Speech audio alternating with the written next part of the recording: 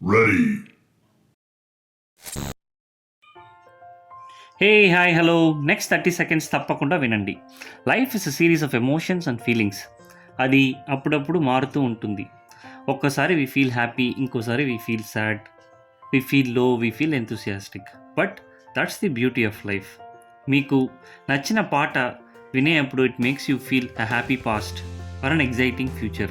ఇలాంటి feelings tune చేసిన పాటలోనే కాదు, ఒకసారి మన మాటలో కూడా ఉంటాయి.